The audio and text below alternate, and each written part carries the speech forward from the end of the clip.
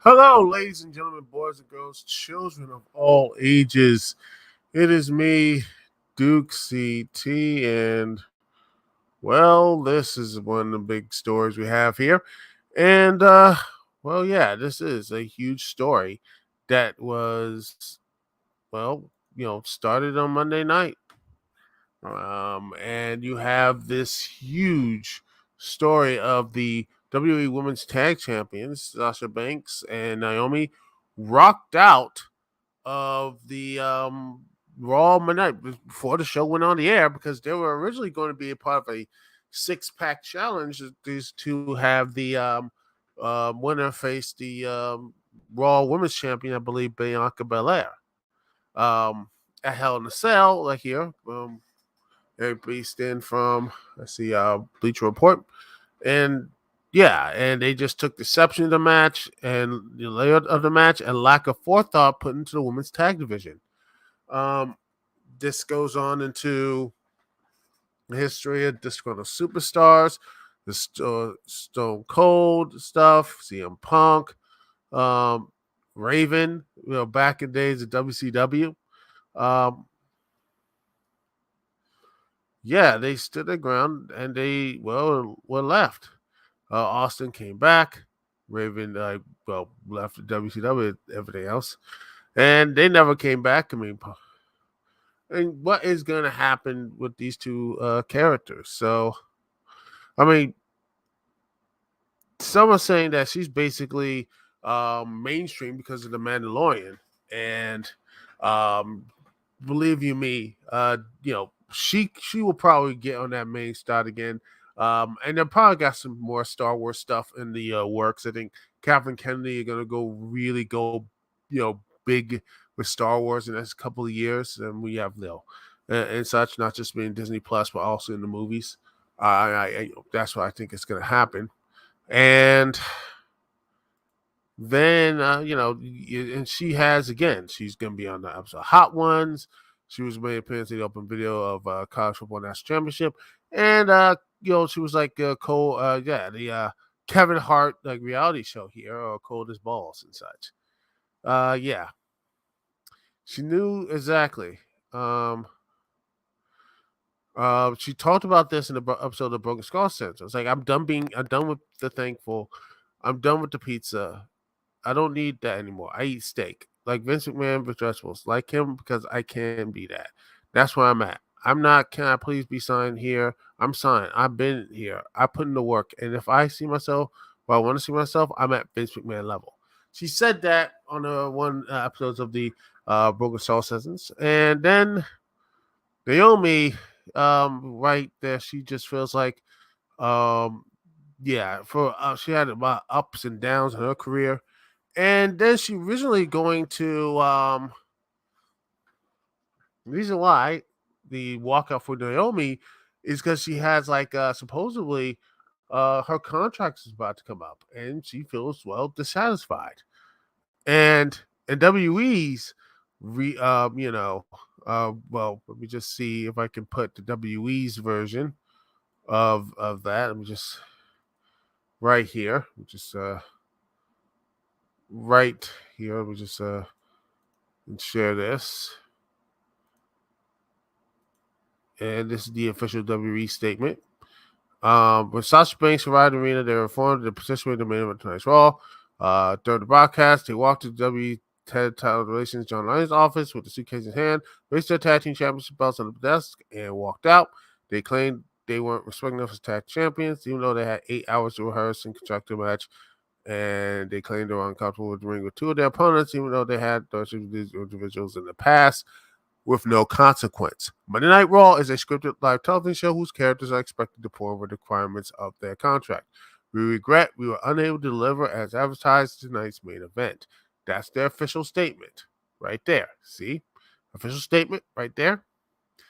And I don't know if this is a storyline or work, which I don't know why would they do that stuff because it doesn't make any sense to do it right now. They just, I don't know. Yeah, but then you have seen Ross Sapp's report. A couple of PW insiders, Mike Johnson's zero in on creating frustration. If that's the case, W officials are going to have to show some goodwill, just to most likely form genuine plans of the tag division, bring Banks and Naomi back in the folds. I mean, but then again, that's the problem with WWE. They don't care about tag divisions. They never have. WWE has never cared about their tag division in women's or men's. There are months without an act. I mean, heck, you can look at the previous pay per view. They were going to do a whole universal, like a combined thing of the Usos. Like, we're going to unify to Raw and SmackDown tag titles. And guess what happened? Match gets canceled and it's turned to a 6-man. So yeah.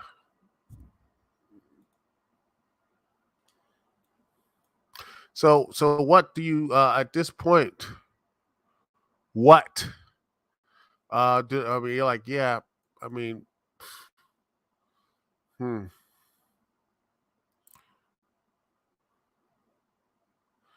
there's it just seems like it's just a weird thing and it's insane. And this whole thing, because this just somebody come out of nowhere. But if you look through the pieces and such of how the women's championships, it feels like it's just not really important. And the way they've been presented and such, and women's tag belts, it's just been pathetic. And quite honestly, what they have done to the women's champions tag titles are just WWE's just completely, ignoring of it. I honestly think they'd rather just drop it or just, heck, drop them or just put a real inference to put into more of a care into it. Put like real tag teams, hire women tag teams. You can hire them, build them up through NXT, and then build them up for this new, Raw and SmackDown divisions. And you keep building them up, and then it's it takes a while, but then bam, you get some young and experienced tag teams in there. That sort of thing. But then right now, even if they build up their tag divisions, it may not be enough. WWE has, they said they came back in the fold, but they want something big. I don't know if they are going to come back, but yeah, I don't think they're going to be. Yeah, I don't think this is going to be an easy coming back to because, yeah, Banks can just walk off into Hollywood, and honestly, that's probably the best for her. And that's what I see for her right now.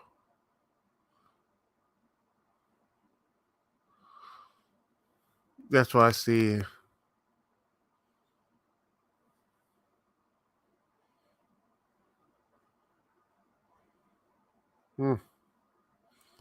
Yeah, that's what I see. She will go to Hollywood, and I think that would probably be the best way to um, for her to be successful. And Naomi, I don't know what. I mean, she is married to Jimmy Uso and such. Right there, connected to bloodline with Roman. I don't know what's going to happen, but I think this is going to be something I what's going to happen. Um, they don't know, and a lot of people don't know. In fact, yeah, Booker T saying was the right thing to do. Probably not. We'll find out as far as we, right here. When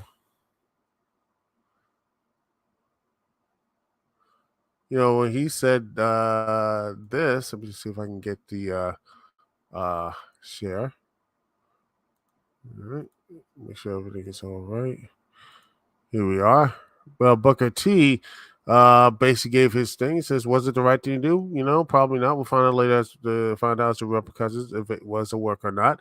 But I do think it was handled, let's say, unprofessional by walking out like that.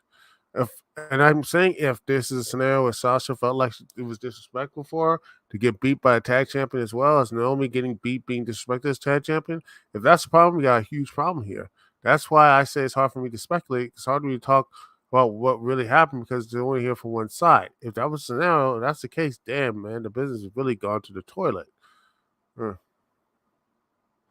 Uh, say I agree. If this case something be done, fine, suspending fire, something should be done. I don't think it's a good example for the guys in the locker room. I just don't. I don't think it's the way to handle the business models to lean towards. Well, if I don't like it, I just leave. Well, everyone thought that we wouldn't have a product here, or maybe if it was, treat your employees a little bit better instead of just putting them in bad situations and putting them in you know terrible terrible booking and storyline stuff. I mean, people never really got on Naomi for like, oh, how dare Naomi,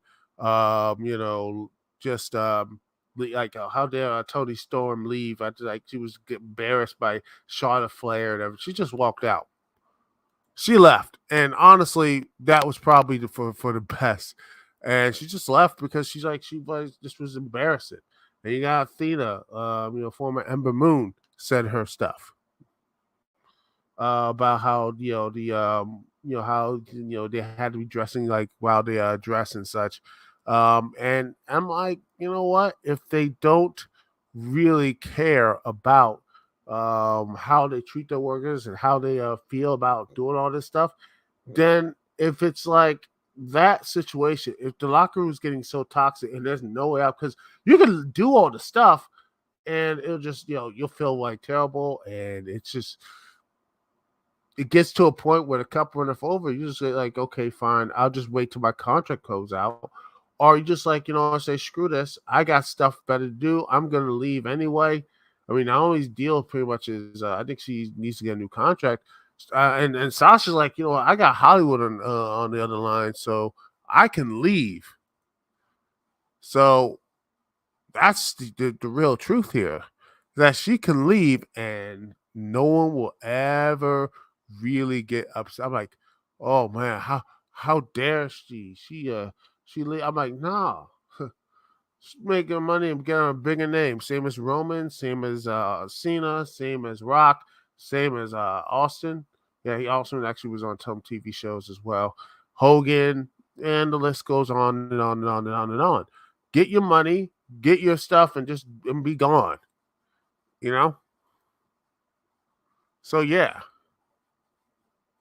that's what it is. Don't be all sitting here like, oh, woe is me. Oh, woe is me. I have to stick on the same job 24/7, 365.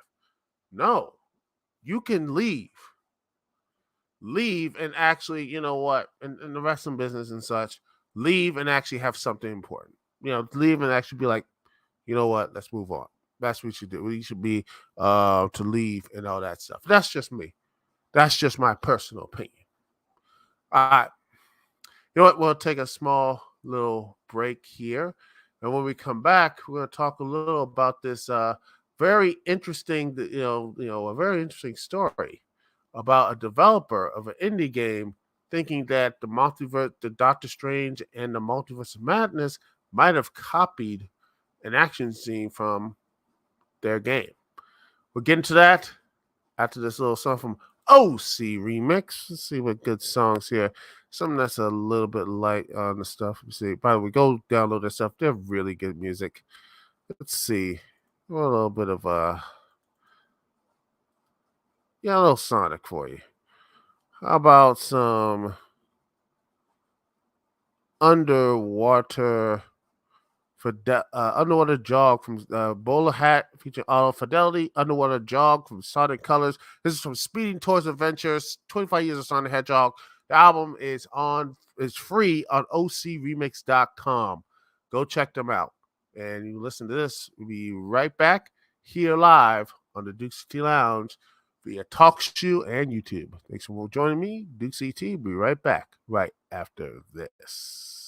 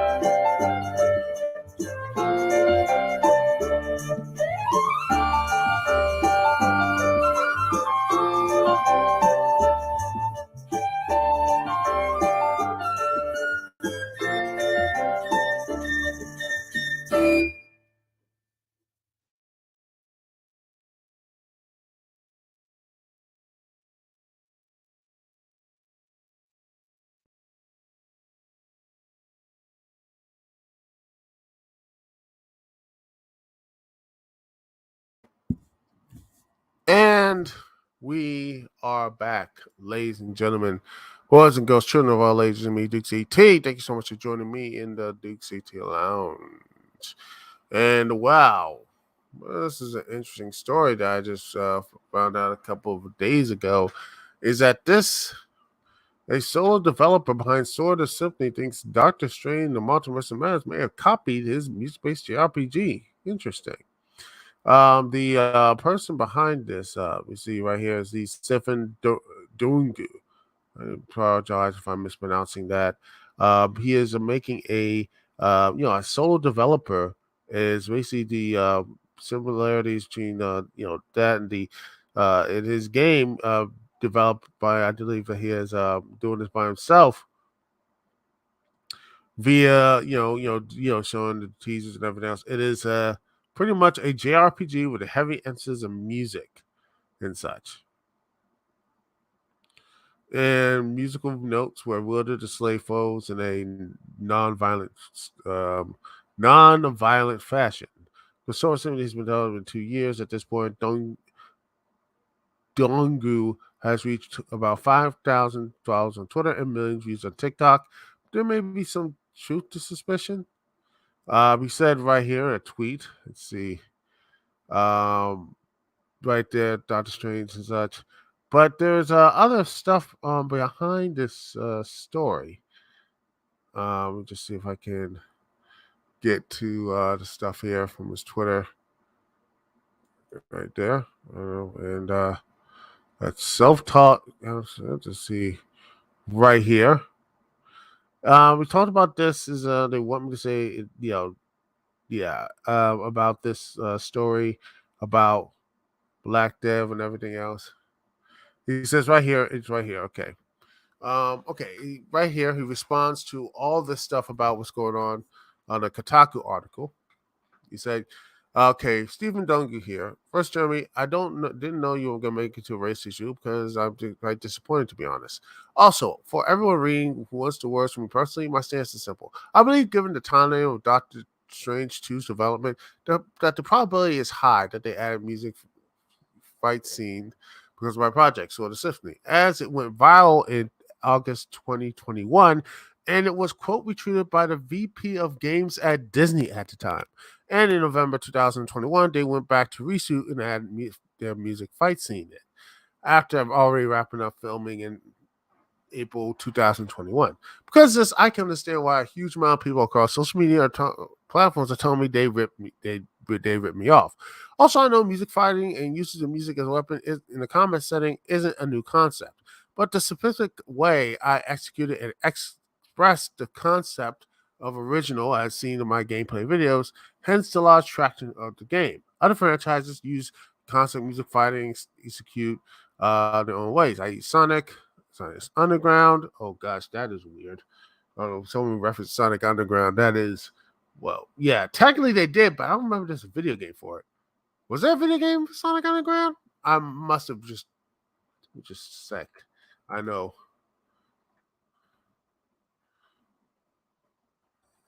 Yeah, there's no way there's been a Sonic Underground video game. There was TV series and such. Wait, there's a game? Hold on. Oh gosh, there's actually a video game.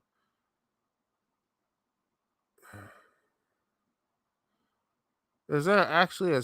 Let's see. Is it Sonic? I think this is. Oh, it's a fan video game. I think this is a fan video game actually.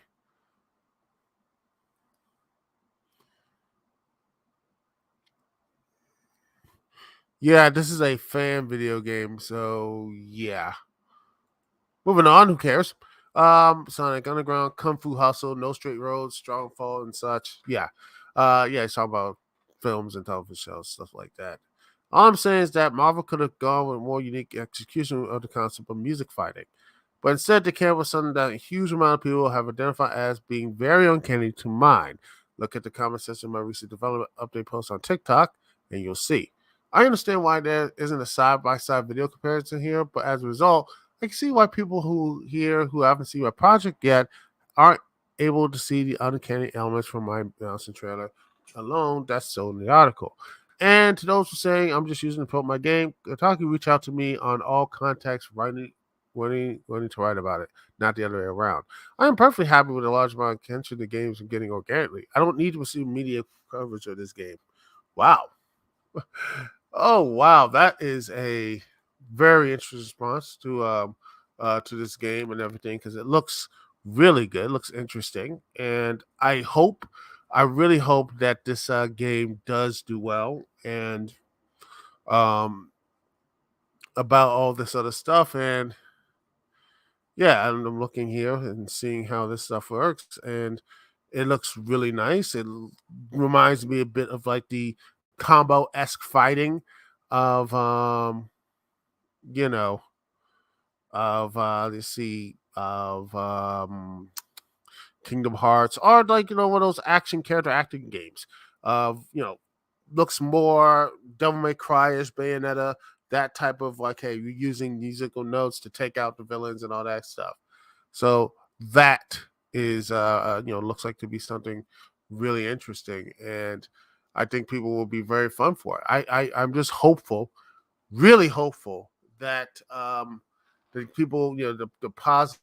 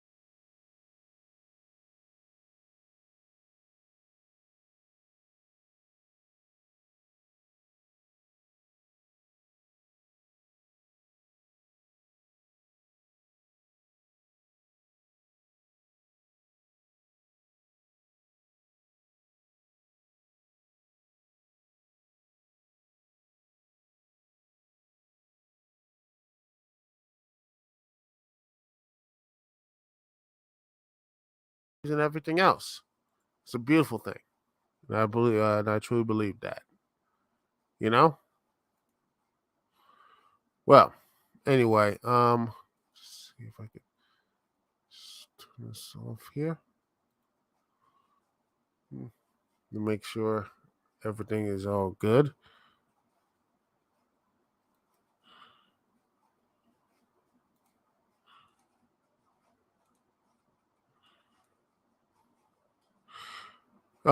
Yeah, want to make sure everything is still working. Let's see, it's the everything looks good, and that is working. It looks like it's all working. It's all good. Huzzah! It's good. And honestly, that's what I say. It's a really interesting story. I hope that like I say, I hope the game developer, which by the way I'm going to be following, and see how it works out. Because man, I love some good indie games and with some more interesting voices behind them, black voices. That actually makes it a little bit better, much better actually. Because again, great ideas and all that stuff. But that's just me. Anyway, before we head out, we're gonna play a little more of the music, and we're gonna get into She-Hulk, baby. Oh Lord, we're gonna talk about She-Hulk. That looks like it's gonna be a what's the word? Um, Not good, but it looks a bit on the cringy side. But hey, some people but hey, I have my thoughts on it, and we all gotta have our thoughts. Everyone's gonna have our thoughts on it, and well,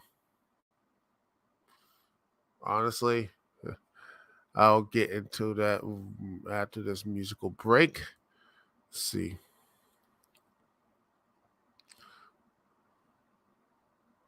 Let's see some TMNT. Get some exciting. Uh,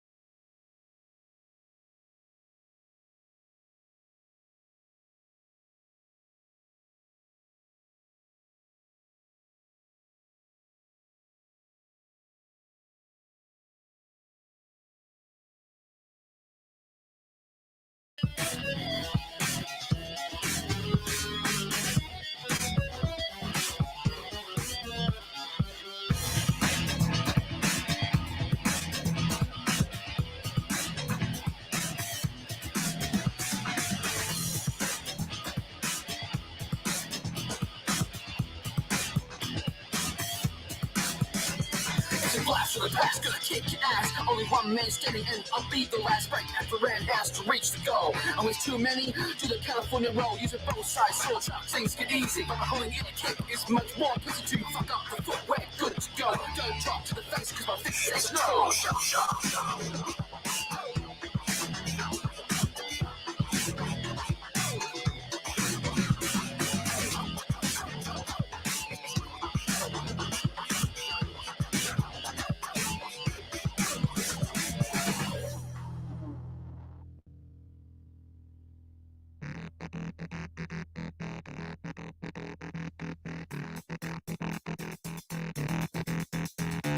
Prepare for round two, get ready for the hit. I'm a main man vanilla, you know I'm gonna kick it, take you to school. Try harder than that. The shredder may be clever, but I'll strip out the rap. Going toe to toe with a beat, make a genius. I'm gonna catch a live Peter Cup Venus. Please with my whole slice, it's time to rock. Dude, get ready for a total shell shock.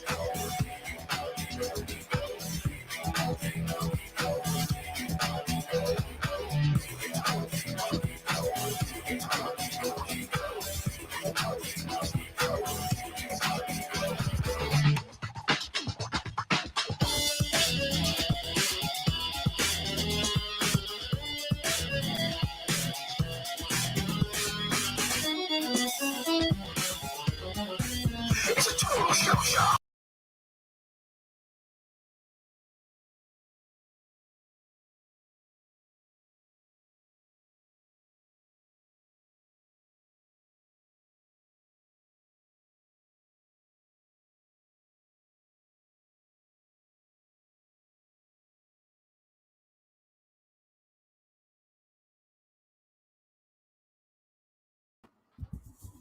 and we are back, ladies and gentlemen. Thank you so much for listening to me, Dukect T, back with you once again. Whew. And well, let's get into the let's talk about She-Hulk. And well, there are some interesting stuff about She-Hulk, and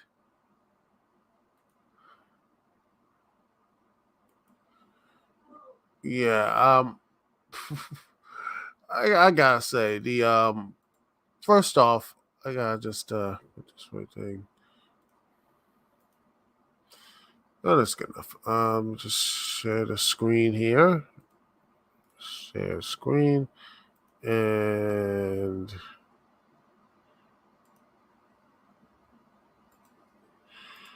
well, first off, the trailer did not. But I'm like, wow, did the I feel so bad for the VFX artist. I said this before, like in another Dukect Lounge. I said many years ago, moons ago, talking about this when they did the Black Panther finale, which looked crap, which is bad. And looking back on it, it looks really bad. After add all the other stuff they did and everything else, it just felt like they just were so overwhelmed of that type of movie. It was so overwhelming of that, and the VFX seems to get worse and worse. And man, I hate that because the reason why I hate that is because they're so overworked and so basically used to every movie, especially these high movies and such, these high movies and TV shows.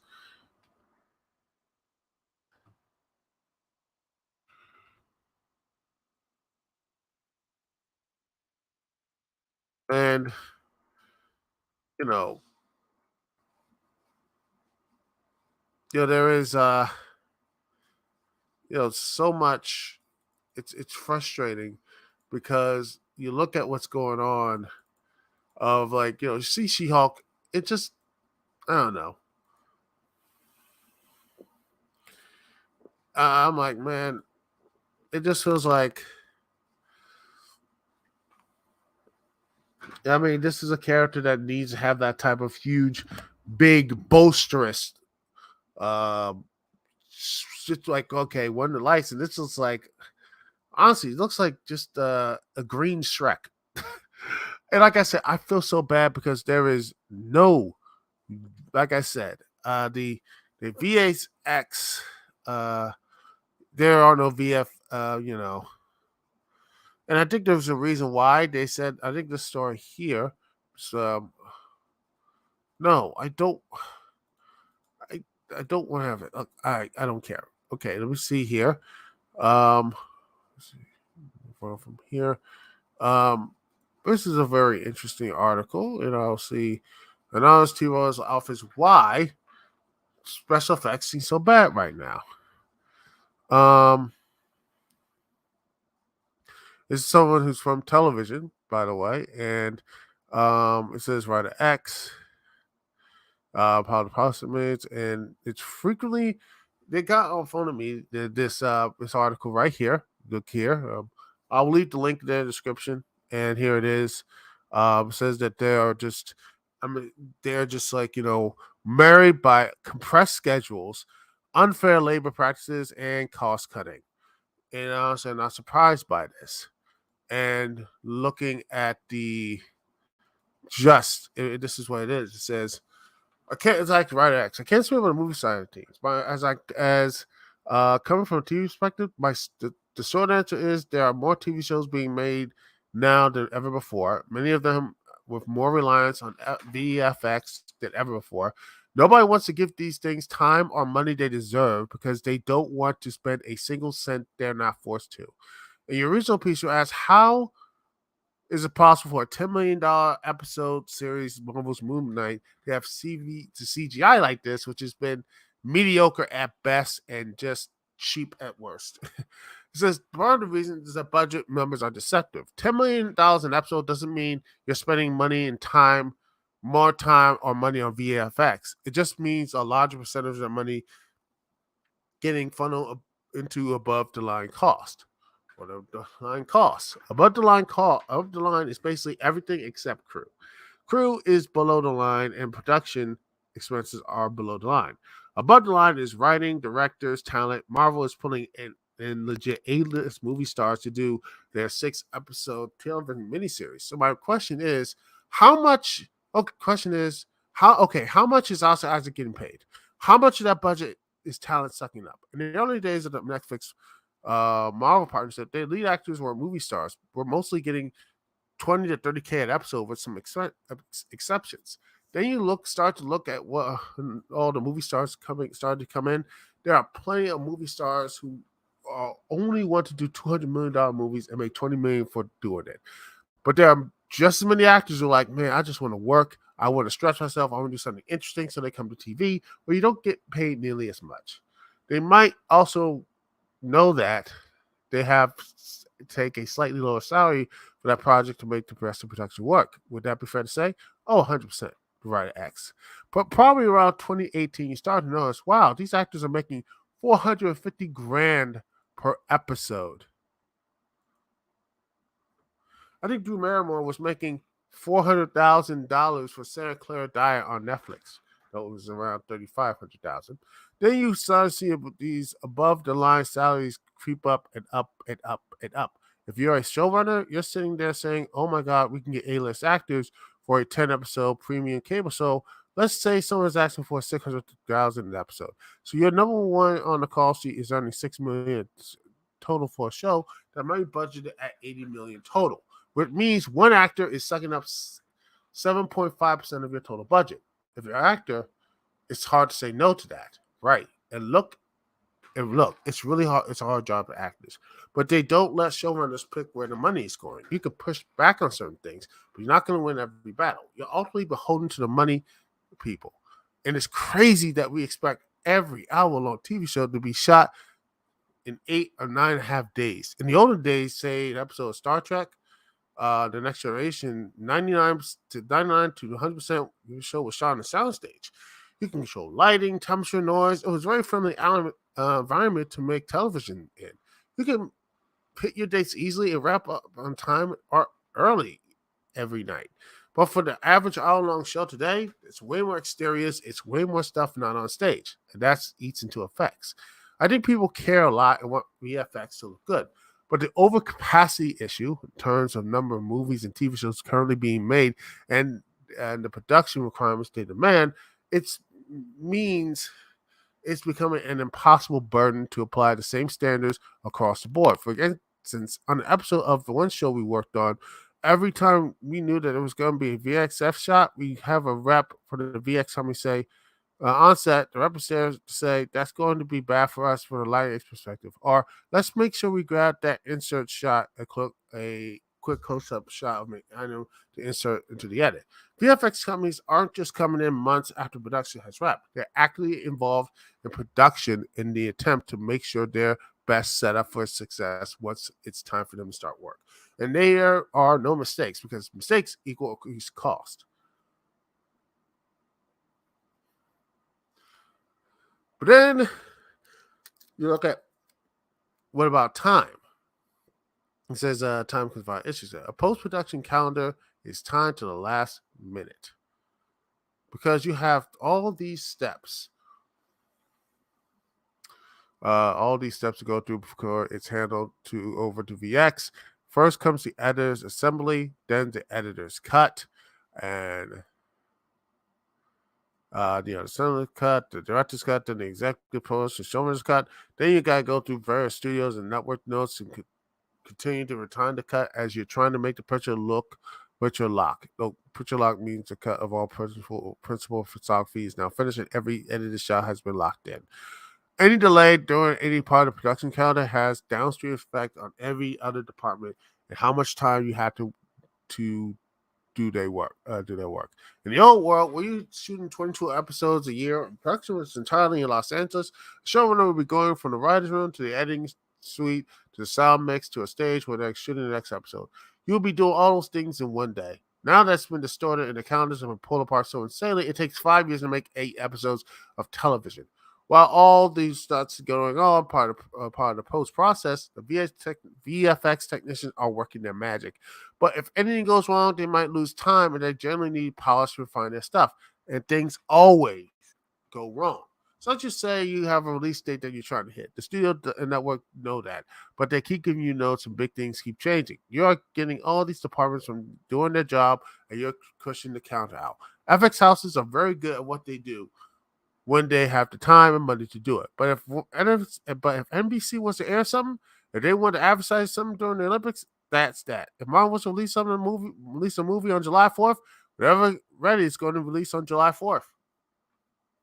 So then on certain shows where you're put on good creative stock in VFX, the effects team can end up being left with a reduced amount of time to create those effects and can't put in the care and meticulousness that they want to provide. Would that be correct? Yes, it comes down to time and money. You can always crunch the entire across the entire studio. I knew that word. I know that word. Oh, yes, crunch. Oh, good old-fashioned Captain Crunch. Oh, crunch time, baby. Happens too. Happens at every level. Very few FX artists are unionized. Um, IATSE, the union that represents many people who work behind the scenes in entertainment, was trying with limited success to unionize them. So it means the working conditions are terrible. Working 14 or 70 or 18-hour days for weeks or months on end with none of the benefits or protection the union will provide. Like saying, make sure the people are not doing unpaid overtime.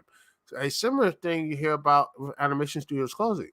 A lot of Canadian anime houses have closed in the past few years because they are crunching for their lives, and then the contract is over and their work dries up.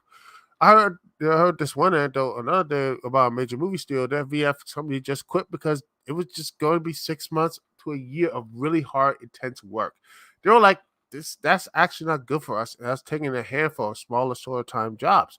VFX houses are perhaps getting smarter and saying, we're going to put more work into this than we're actually getting paid for. We're going to be trapped in this project no matter what you throw at us. Maybe it's more lucrative and possibly better for our artists if we could do 6 1-month jobs instead of 1 6-month job. And yeah, they're basically like crunching 18-hour days doing all this stuff. Given exactly, and the director's like, given the circumstances, our FX houses tend to charge more for the work, for the understanding that they will get it done as fast as they can, and quality ends up taking a backseat as long as it's on schedule. Right X. Nobody wants VFX in their projects. Many of us, while we're sitting there writing TV pilots, our vision on series having significant VFX elements, but we don't know how easily or difficult or expensive these elements might be to implement, or how much time it will ultimately take.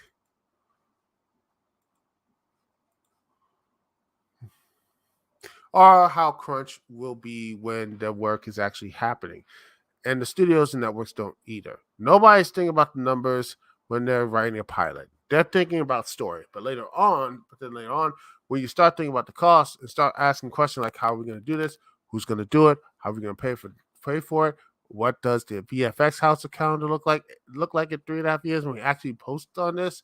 In a way, it's unknowable. And so I think a lot of creative and production executives have said that's a problem that we handle down the road. We know it's solve a problem because there's a ton of CGIs out there who are really good, but there's just so much coming through the pipeline. So everyone loses except for the studio heads, I suppose. The people who run the VFX houses, same way that fucker runs the Blizzard, makes a mint and treats his workers like shit. Absolutely. Yep. Of course. Do you believe studios have convinced themselves that certain houses make good effects when really it's just grading them on their ability to turn their work around fast for less?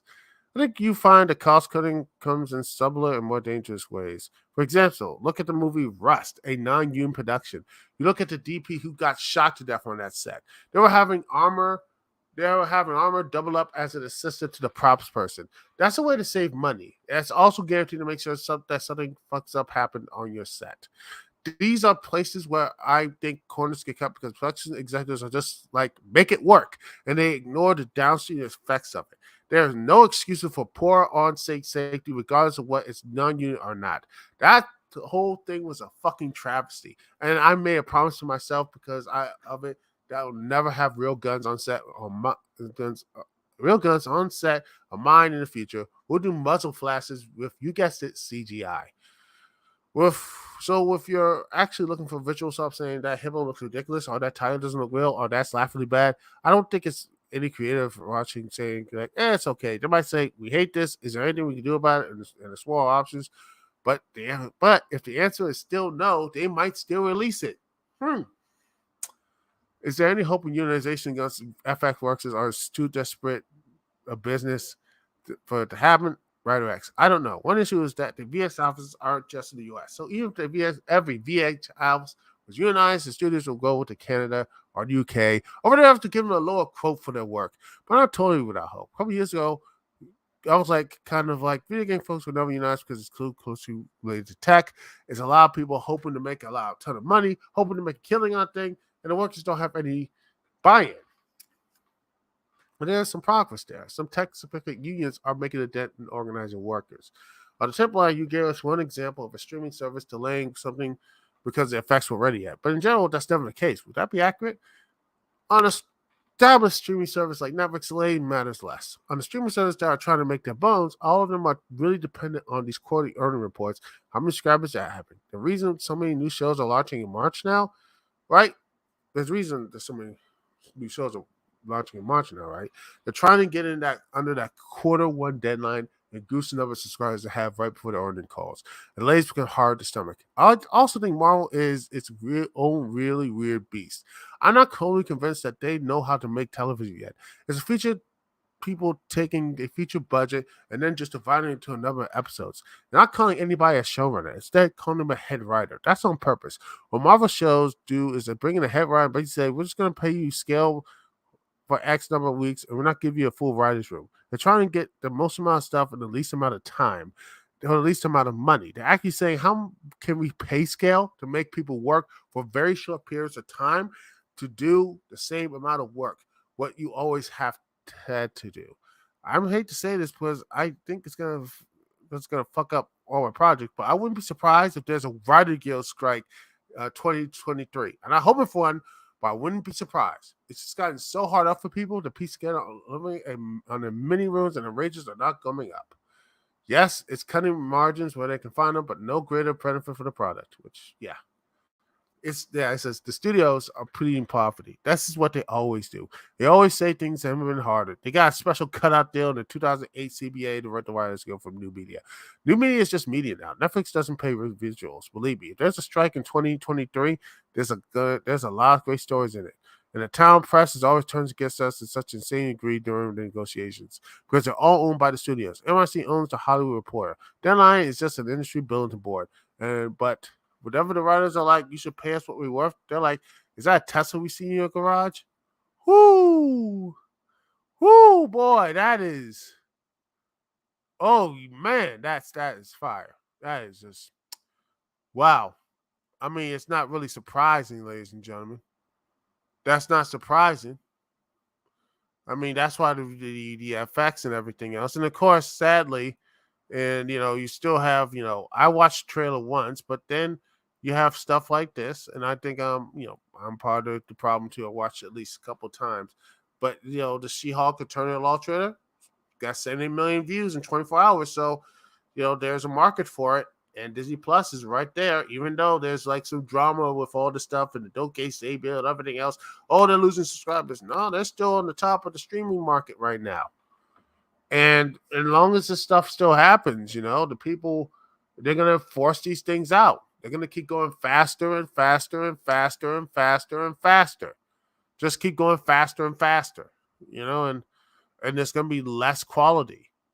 Very, very bad quality of pictures and such, It's going to be very bad quality. So be warned that this, ladies and gentlemen, let me just see here. This is going to be the future.